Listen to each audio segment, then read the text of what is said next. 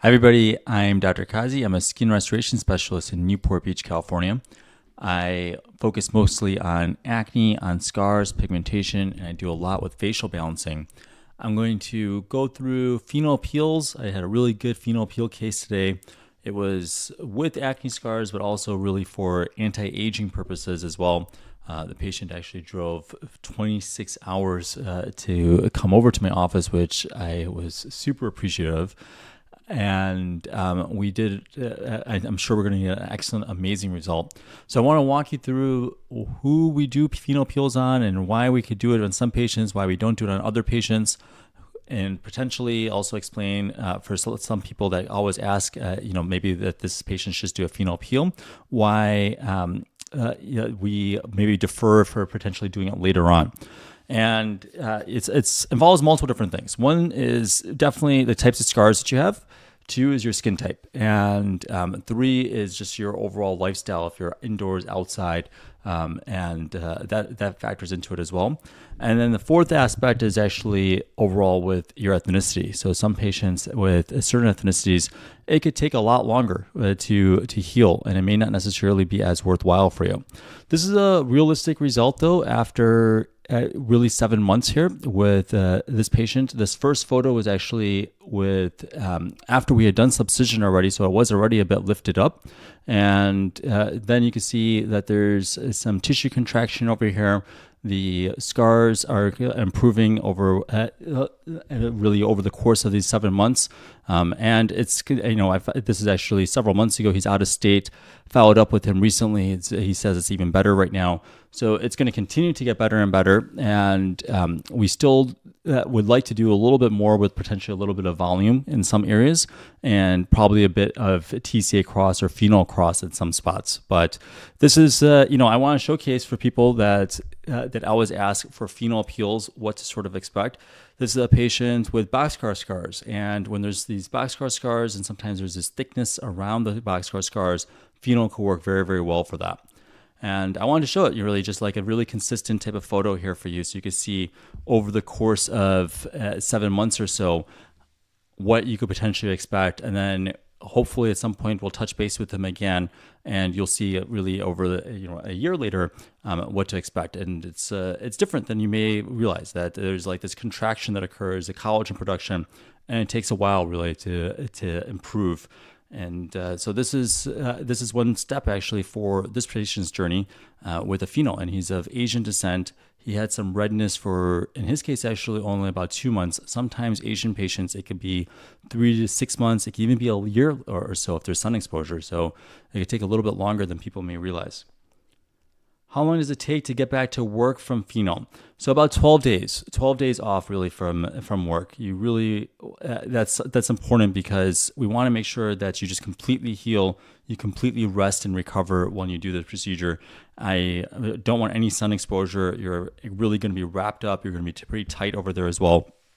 And so there's a way to do it. We could do it safely, but I do want you to really take the time to and be dedicated in making sure that you're not going to get sun exposure. You're not going to do anything that could potentially cause infections, like pick at the skin. We have a special mask on your face, all that to protect you as well. So really, it's definitely doable. It's just a matter of like sometimes patients just really have to be like in the right mindset. They're ready, prepared to do it because they tried a lot of other things and they understand that they weren't really getting the results that they wanted, or their kinds of scars which weren't really responding to other forms of treatments.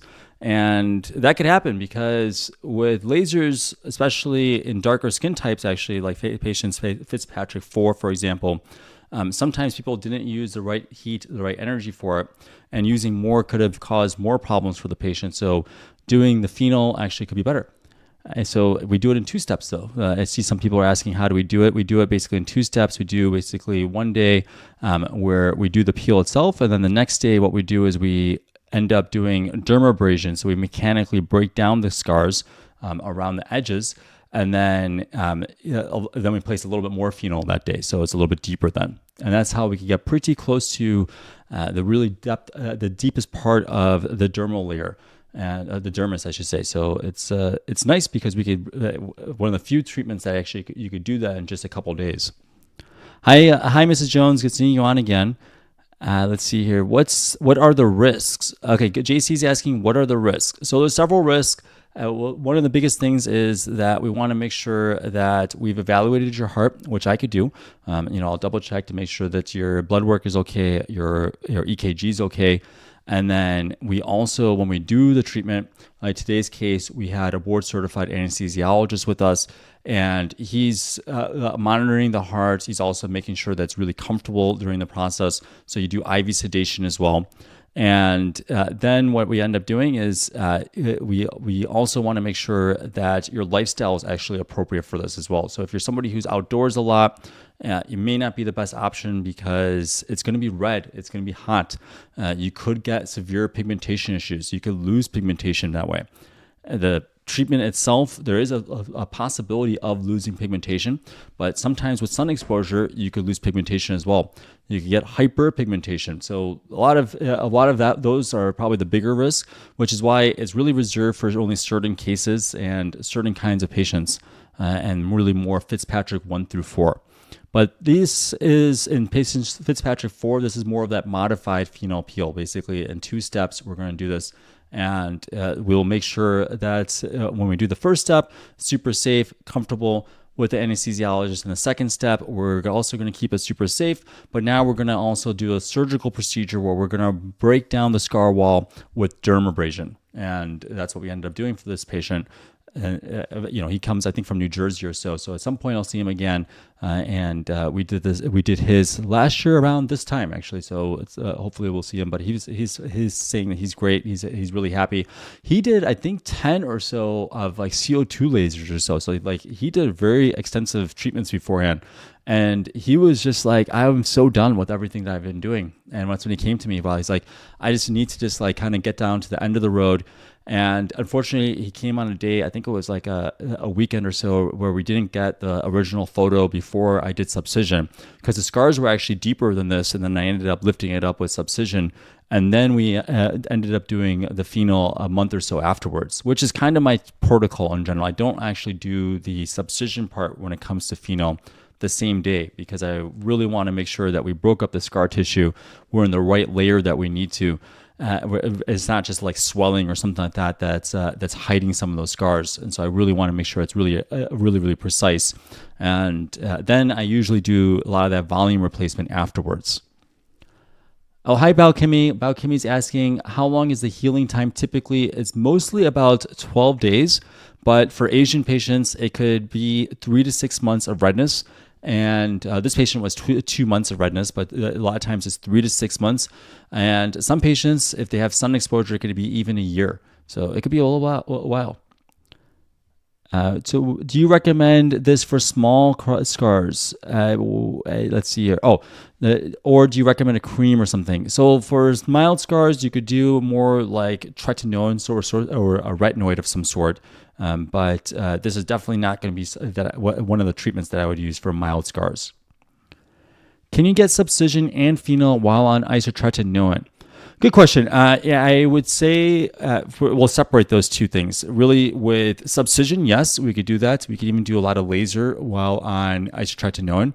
But when it comes to phenol, no, we're going to wait really for you to be off of isotretinoin, at least for several months, because of the sun potential. You potentially are hypersensitive with sun while isotretinoin.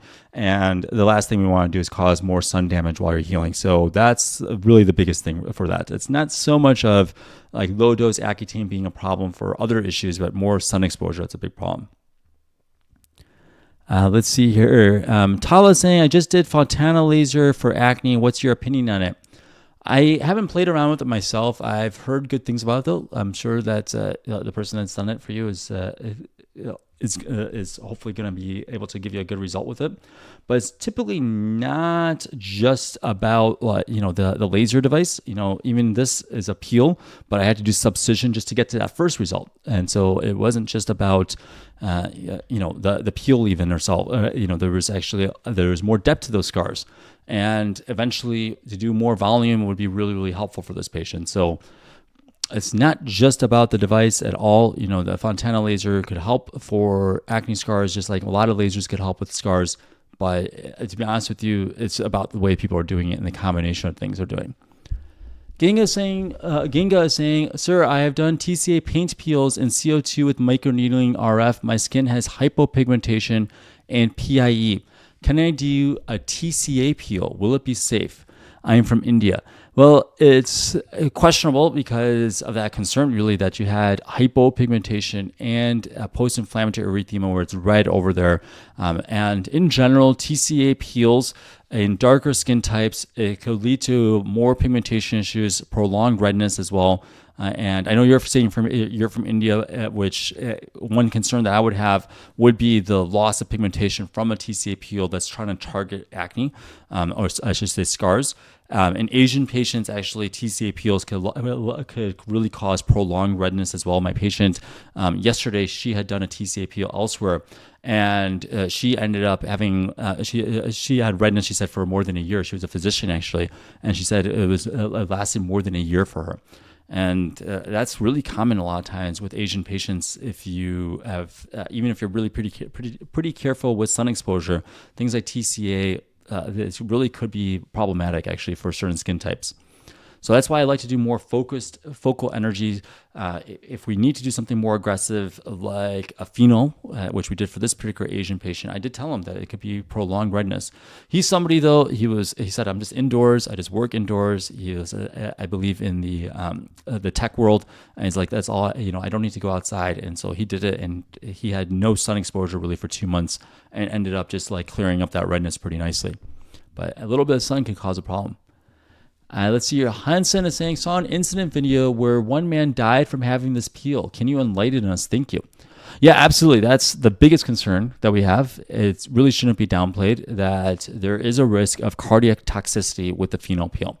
And really, that's something that I pay a lot of attention to.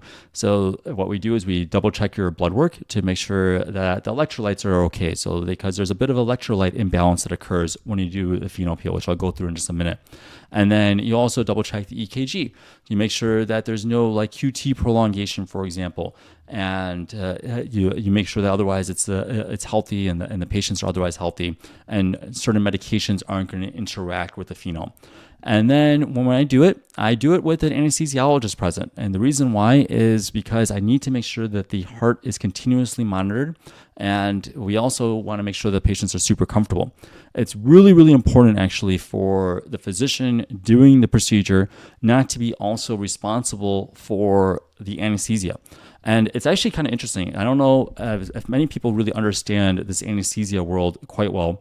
But, it's not like saying anything negative about CRNAs, but there's no question that if you are a physician, you are responsible for what a CRNA is doing. So that means a nurse practitioner or a certified registered nurse who is doing anesthesia is, doing the anesthesia, and you are still ultimately responsible for that. And so you potentially are distracted from the job at hand of doing this deep chemical peel because you have to supervise a nurse.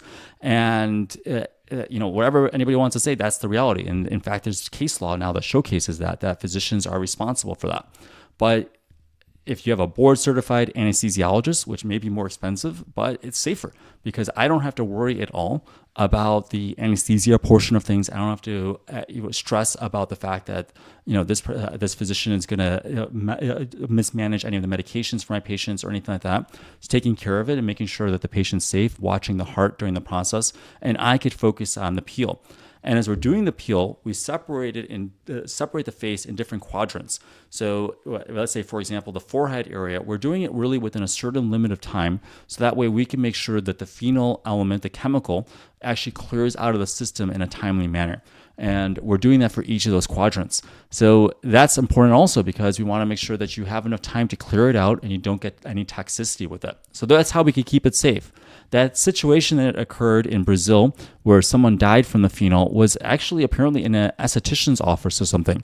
And apparently they were doing it over there, which was really shocking. But it turns out I've had other patients that tell me even over here in the US that they have done it at places or were told to do it at places where it's just in the physician's office where potentially he was the only one doing IV sedation or doing, just like an oral sedation. And it's really risky. You actually, IV sedation in an outpatient setting where you can't control the airway is extremely dangerous. I've had situations where I've had to save people's lives. It's something not in my outpatient world or anything like that, but when I was in a hospital setting, and it like during residency, things like that. And if you had to do emergent intubations, it's a really scary process, and it's like it really should be avoided as much as you can. Like the way to avoid, the biggest thing is to avoid that situation, avoid it as much as you can. Like plan ahead if somebody needs to be intubated. And so that's why you have to be in a really safe, controlled environment for this. And there is added cost to that, but it's safer. That's the way to do this. We got to do it safe. So, my patient today, she was doing it for some scarring and also for the aging portion. She really wanted to help with just her overall texture, her skin, tighten her skin a bit. So it worked out really well. I needed somebody there, just an anesthesiologist is watching over the patient, and I could just focus on the peel. And so that's, how we can keep it super safe for you. But every step, like beforehand, during the process, then afterwards, of course, we're going to make sure it's as safe as possible for patients. Are you able to achieve these results without a phenol peel? Yeah, this was, so for those just joining, this first before photo was actually after I did subcision already, but we still see some scarring, of course, and he had these boxcar scars, which he had done, I think, 10, 12 laser sessions already beforehand of CO2 laser. He did a lot of that. And really what ended up happening is that we needed to be able to achieve something that got something closer to what he was shooting for so long. He said probably for several years he's been trying to get like his skin. And I reached out to him recently and he was like, this is it. He's like, this is, I'm really happy. He's really happy with where he's at in life. At some point, he's on the opposite side of the country, but at some point, it'll be really nice if we could do a couple more steps for him. But yeah, he's really happy with it. And I think it's really important just to showcase realistic phenol results for people, because if you look at a lot of the results that people showcase, there's a lot of micro swelling. It's immediately after. It's like a week later, 2 weeks later.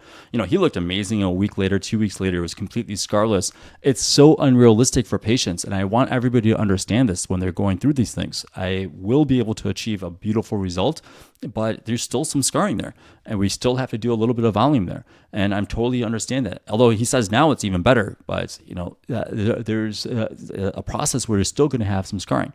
And so I want people to see that. I want people to know and understand that that's the reality, even of something with a phenol peel. And it's not for every single kind of scar. It's for scars with that are thicker. You see the initial portion of his boxcar scars, there's this thickness of them. And it took a while really to soften that up really with something like the phenol and then dermabrasion there. Appreciate it, Keep Edson.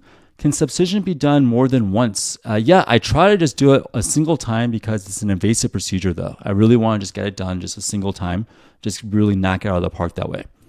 And yes, Mrs. Jones, he's super happy, super happy. Imagine this is a patient who's done so many different treatments before, and we finally got to it. It's pretty cool. I like that. It's like we finally got to that level. Z is saying, hi, cannot wait for my consult with you. My question is, can you do phenol peel on just the scars? Well, you want to make sure that the skin is evened out. If you're talking about Phenol Cross, where you just go right in the scars directly, then yes, you could do that. But if you're talking about more of the peel, you really want to make sure that it's even skin tone, because this goes pretty deep if you're doing it properly. If you're doing it pretty light, then maybe you don't have to do it that way, but it's also, I'm not sure if it's necessarily worth that risk and that downtime then. Let's see here. Is phenol peel riskier for younger or older patients? Well, actually, older patients were doing it for a long time, especially overseas. for anti-aging purposes, especially for people that didn't have access to lasers or other energy devices. Really, a deep chemical peel like phenol could work awesome for that. So as long as you're doing everything, making sure that it's safe, the heart's safe, all those things, then you could do it in any age, actually. It's not so much about the age per se. Kidneys are okay, all that is normal. Then yeah, we could consider that. Do you do general anesthesia or local anesthesia for Phenol Peel? We do IV sedation and local anesthesia. So I do both of those. So nerve blocks as well as IV sedation. Don't really need general anesthesia with IV sedation really, but if somebody requests it, of course we could do general anesthesia. And that's the thing, is like we always could step it up for patients that really want to do it that way. We could of course do it. It's just there's a bigger added cost when you're doing bigger procedures. But the phenol doesn't take me too long, so it's just a bit of anesthesia fee with that. Usually a couple hours though for that. But sometimes if there's more extensive scars and you want to do something with general, that's possible. But I personally, I never have anybody, when I'm doing the scar portion of things, when I do it with subcision where we do so much numbing, there's nobody that ever really complains about that kind of issue. So I don't worry about that. Let's see here. Queen is saying, I have really, really bad hyperpigmentation from acne on my back. How do I get rid of them? Well, if it's really bad, then you probably should do more of a laser like the Pico laser. It could work really well. Pico laser is what I have. Some people have Q switch. That could also help if you have a certain skin type. But Pico is really, really beneficial for a lot of patients because there's less chance of rebound pigmentation with that. Van Pui is saying, sorry if I mispronounced your name. Is it true that Asian patients cannot do Phenol Peel? This patient's Asian. This patient right here, he's of ethnically Chinese origin. He said he did so many different sessions of CO2 laser in China and did not get improvement with it. So this is an Asian patient right here. But we pay attention to it. You gotta make sure that it's the right skin type, it's appropriate for them, and if it's the right kind of scars as well. I want to make sure that we could get that kind of beautiful result, and it's necessary for you. Do minor atrophic scars fade away by themselves? Sometimes, yeah. Sometimes they could. If you get your oil under control, you're using a little bit of a topical retinoid, minor ones could improve a bit. What's my opinion of Photona laser? So again, I haven't tried it myself, but people have told me it's really good. It's a good device. I like the fact that there's a smaller handpiece with it, which I always like. If you go watch my videos, you'll see with the CO2 laser, I use very small handpieces. So it's very, very precise. And you could do that with Photona too. That's an erbium laser, so less heat, less energy than a CO2 laser. And different. I use one brand of an erbium laser. Other people use other brands. Some people use other CO2 lasers. It doesn't make a difference too much. It's just as long as you're comfortable with that handpiece, it's ergonomic for you. You can really smooth down those edges really appropriately for whatever you're using. Just do a good job with that. Filipino Slave is saying, "Hi, Dr. Qazi, you're the best. I'm a big fan. Appreciate you, Filipino Slave. Thank you so much." I know I missed a few questions though. Where was I at though? Do you provide any fellowships? I have trained 2 dermatology, 1 resident and 1 fellow, and I'll be happy to help out others if I have some time this year. We'll see. But I had a lot of people that requested it last year, and I'm still kind of have to go back to. I still have to go back to it actually. Can ice pick scars go to a 99% improvement without excision? I'm not sure what 99% improvement is at. It depends on how deep it is, really. It's possible. Like I had my patient yesterday, another patient today, where they had boxcar scars, ice pick scars, lateral cheeks is pretty much and completely improved. But what that percentage is exactly, I'm not sure. And I think, like I always say, just don't get hung up on these percentages. Like everybody just thinks about these percentages all the time, and instead just think like we want to have it so that you don't notice it as much, other people don't notice it as much. That's what we're trying to achieve. That's what's achievable. Instead of worrying so much about what percentage it is. I don't know. When I had my scars, things like that, I didn't really look at the percentages. I was really thinking more in terms of that. I think it's just a healthier way of doing it, and you'll feel a lot better that way instead of shifting and worrying about like an arbitrary percentage. Lovely C is saying, how long before we see the full results of your acne scar treatment? About 1.5 years for a lot of patients. 1.5 years, depending on the kind of scars you have. It's a lot longer than you may expect. 1.5 years. Your collagen production starts about 6 months out, so a year and a half, really. How much is the cost for Phenol Peel? It's $9,000 with anesthesia. Do I have to get rid of acne? I consistently get 2 to 5 pimples before starting acne scar treatment. And yes, really, you should get it under control. I mean, if it's mostly what I do look at is more about the oil production more than just the acne itself. I really try to focus a lot on that oil production. Sometimes a breakout or two, I'm still able to do the scar treatments, but if there's a lot of oil production, then I really want to manage that oil before we do scars. So you can get a robust collagen response. The goal of all this stuff in life, everything I do, is to just do things at an extremely high level. And I'm not saying that like there's nobody else out there that could ever do something like that. That's not what I'm saying at all. But like I just personally, every time I'm doing it, I just want to make sure I'm doing this at extremely, extremely high level. So things that I also, of course, when I'm doing the procedure, I want to make sure I'm doing it. But also before I do the procedure, I want to make sure that you are prepared for it. You have your oil under control. You are not smoking. You understand to really stop drinking. You no longer have like the kind of saturated fats that you're doing before, avoiding lactose and milk. Those things are going to cause more oil, more inflammation. The kind of water you use on your face, all that stuff actually matters. And so that's all before we even like do a procedure. I want you to like really pay attention to that and think about that. For some patients, I'll tell you also like start zinc and start some omega-3s potentially. So all that really to get your skin hydrated, really to get to make sure that your skin heals really well. And then when we do these procedures, it's like we can ultimately achieve that really robust collagen response. That's the goal. Also, by the way, interestingly enough, weight actually. So some patients who are obese, you do have more oil production. And losing weight, getting it to a more optimal level is really, really important as well. So all that before we do it, that's the point of this. So I can really make sure that we get a killer result each time. That's the point. Question for Subcision. Will the cannula ever become advanced with either a light to elucidate the tethers or an infrared device similar to vein detectors? It's, something you could work on. It's actually a pretty good idea. Avelli has something sort of similar to that. It's just really thick though for the face though. And so it's probably difficult to figure out how to get that in like a smaller way. Hey, I'm all for like open source type of things. And if people want to make money off of stuff that I say, go for it.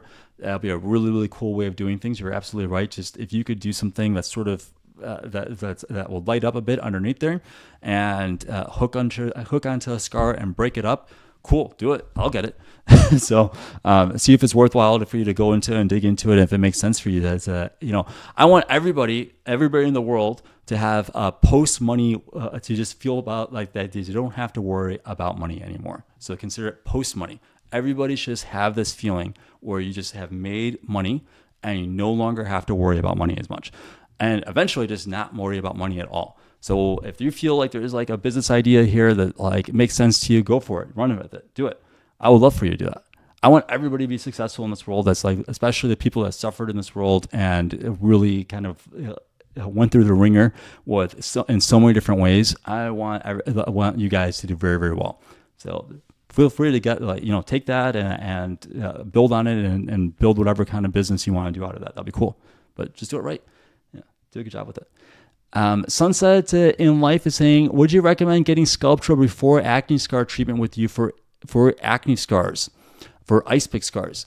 That's okay if you do happen to get that for ice pick scars. That's fine. That's probably not going to be much of an issue for me. It probably lift it up a bit there, so that's okay. Lovely C is saying, results start at 6 months. Is that only if Bellafill was used or just the general procedures? That's really almost anything that's stimulating collagen. So that's like with Subcision, that's with laser, that's with TCA Cross, that is with Bellafill as well, Sculptra, all those. It's not that you only see it there, because with laser, you do see some texture improvement early on. But the scars actually rising over time, that starts like that 6 month out mark. So it's not really something that like people think it's like just like here's a result 6 months out and this is the final result. That's really not accurate. In fact, I see sometimes people will post something and they'll showcase a result on here. You're streaming through and they'll say that this is a result, and it was just like 2 weeks later or so, a week later.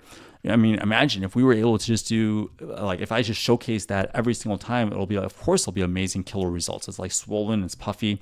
Or if we just do hyaluronic acid filler, just like drew in some water, it's gonna look awesome.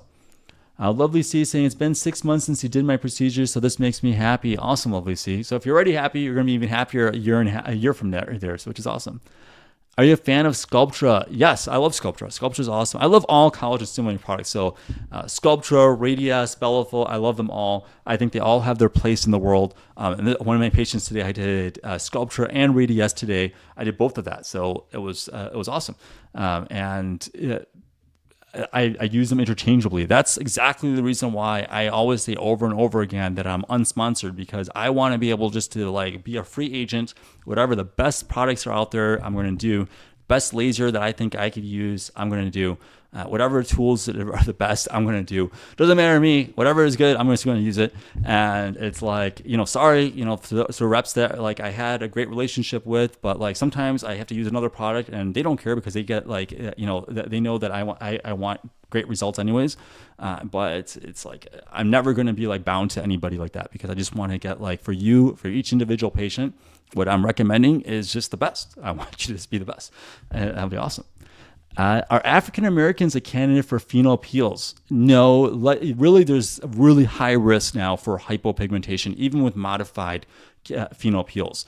And there's a lot of better modalities. A lot of times, actually, for African patients, I find that just a lot of more manual type of procedures, things like excisions, TCA Cross, Subcision, and then taking care of a lot of that pigmentation helps a ton. So it's not necessary really to do a lot of like dangerous, risky procedures. Sometimes you have to use lasers, it's true, but it's like really sparingly. It has to be a real select case for us to do that. Is there anything you could do for PIE while on high dose of Accutane? You could do very low energy, low heat, low energy forms of XLV potentially, but I'm not sure what you mean by high dose of Accutane. We'll still have to see what dose you're at for that. And thank you guys for the kind remarks, by the way. I appreciate everybody.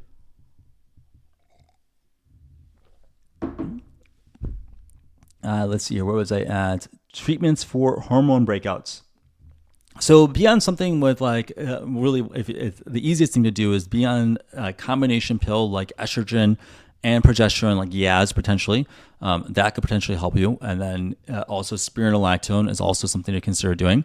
And if you if you're finding that it's pretty resistant and you have a lot of oil production, really just consider doing something like a topical retinoid. And if you want something more long-term, then either Accutane or a laser like the Accure laser. So either option, you could consider doing that. But it depends on how much oil production there is and really how severe your acne gets. Goal is really just to avoid acne and to avoid scars, really. Can a Accure laser be effective in conjunction with a tailored scar revision? Yeah, we do it multiple times that way. Absolutely. What about Subcision and CO2 TCA Cross? Wait a year for Phenol. It depends on the strength that they did for CO2. Sometimes it's low heat and low energy, so we may be able to do it sooner. It just depends on how your skin's healing, really. Risk with fat transfers. Does it cause adhesions like filler? It's pretty, anytime you're going underneath the skin, there's a bit of mild adhesions that occur with that. And it's really pretty much, pretty mild though. It's anything that like with a cannula, it's not really going to be particularly clinically significant, at least for anything I've seen. But the biggest risk is that sometimes people have placed it really at the same time that they did Subcision, which I think is really risky because it's not necessarily in the same spot that you're supposed to be doing it. For example, you're doing Subcision in one layer, or you think you're doing it in one layer, and now when you place that fat, it's sort of mixed up now than where it's, fat maybe not supposed to be. And that's because like they shouldn't have done Subcision with the fat transfer at the same time. There's somebody that's been doing that a lot on the East Coast. And I've now had several patients of his where they had chipmunk really type of situation or lumps of fat in their face because they did subcision at the same time. There's even somebody even here on my side actually that did that way. And it's really unfortunate because this is something that you can't really easily fix now. Fat is not something you could like reverse when it's transferred like that. So instead, just like do the subcision and wait a while, then place it exactly where it needs to be placed. And then you're not going to really run into problems then. But when the people are doing like too much fat transfer in the lower part of the face too, that could cause problems. Those are things that like, even these are the people that are doing those two people that were doing the subcision with fat transfer. They're one's a facial plastic surgeon, one's a plastic surgeon, and they're still doing it that way.